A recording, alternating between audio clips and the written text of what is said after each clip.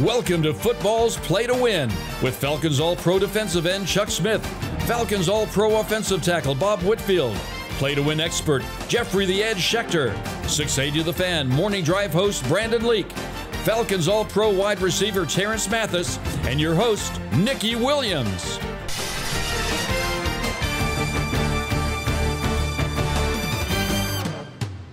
Good morning, Atlanta. So happy to be with you all bright and early on WSB television with our crew in the house, Bob Whitfield, Chuck Smith, and Terrence Mathis, some all-star former Atlanta Falcons, to talk some college and NFL football this morning on Play to Win. Guys, let's get on down to it. 1, do we believe in the Falcons? And 2, does the UGA Florida game need to actually leave Florida? These are a couple of long-standing issues, but I mean, every year we're like, do we believe in the Falcons? So Bob, I'm going to come to you first. Do we believe in the Falcons? We believe something. I don't know if it's the right thing to believe. You see some magic out of those guys. You see them scrappy. You see them, dominating some teams with, Grady Jarrett still has the wheels to sack the quarterback, but then you see them not being able to complete passes and late in the game, and then the running game gets derailed. So, it's a topsy-turvy thought process with the Falcons, but we're still the home team believers, so we know they can get their thing put together in these next few weeks. Terrence, you a believer? This is what I do believe. We drafted a tight end and a wide receiver in the last 2 drafts in the first round, and they're not even being seen every week. So I believe that at some point they have to get targets for this team to be successful. And at some point, Mariota got to let the ball go and not hold it so long. And the defense, they're out there too long and they get exposed.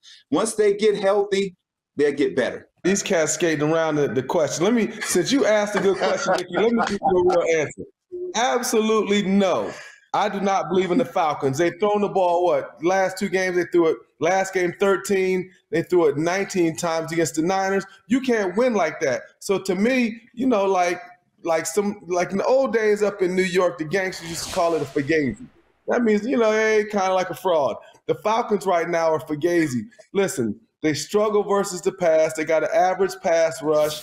But when you look at the offense, it's a disaster, man. I'm telling you, you can't just run the ball. It's like, listen, it was almost like they was trying to run the game out last week. So to me, I'll say no, Nikki, and I'm back in the house. You know what I'm saying? Ain't no more skating and none of the other stuff like Bob and them doing. I got your direct answers, Nikki. No. No more Mr. Nice Guys.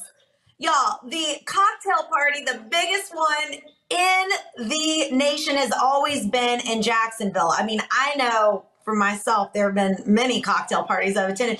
So this is kind of a tough one, near and dear to my heart. Does the cocktail party need to leave for the UGA Florida game? I mean, Georgia's a 22.5-point favorite right now. The Vols, Chuck, that's coming up. Do you think there's any way this is a trap game? So this is maybe 2 questions in one. And Chuck, I'm coming back to you.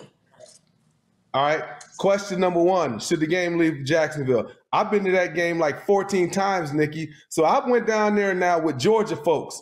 And I'm going to tell you one of the biggest mistakes that they made. No, I went down there with Georgia. Listen, I'm from Athens. So look, it's a lot of my family and friends are Georgia fans. So look, Nikki, it's not a home game. Georgia fans can act like it's a home game. But Florida fans, even though it's split 50-50 inside, it's about, to me, it's way more than that. It's 75-25 outside of the stadium. It would help Georgia recruiting-wise to have a home game. It will help the economics as well as Florida. It's time for that game to be a home and home and stop being in Jacksonville. Even though the South Georgia country folks, I know they hate that because that's a lot of that money comes down there and, Valdosta and all that money that comes from Troup County. But to me, it's time. Now, Tennessee, are we ready to rock? Our defense is solid. We got the best quarterback in the nation. We got the best fans in the nation. We got the best former players in the nation. Tennessee's ready to rock. So beat Kentucky down, and it's going down in my hometown of Clark County, Athens, Georgia, in 2 weeks. Oh, Chucky. That checkerboard got him woozy. You know what I'm saying?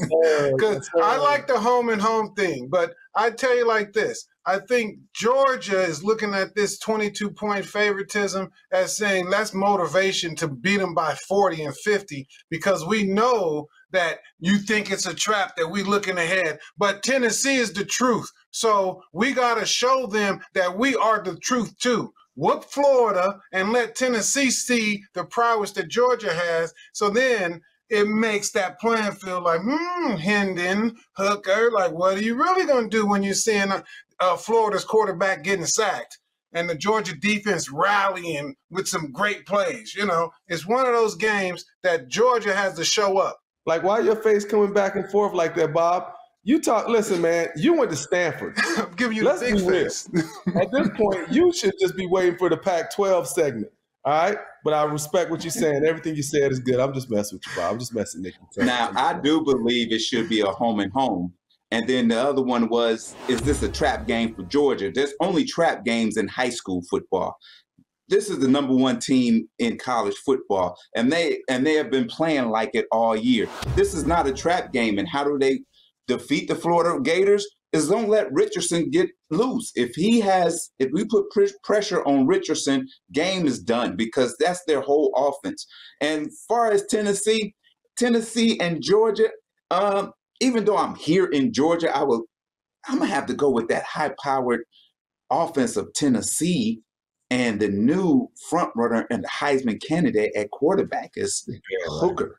Nikki, you see what these bandwagon fans do? They gave me no love with Nikki, back to you. I ain't even going to say nothing else. I've got good news for you, Chuck, and all of you out there, too. We're not done. And when we come back, we're going to talk a little more about Tennessee because there's a college football showdown that we got to get to. And it's all coming up next on Play to Win.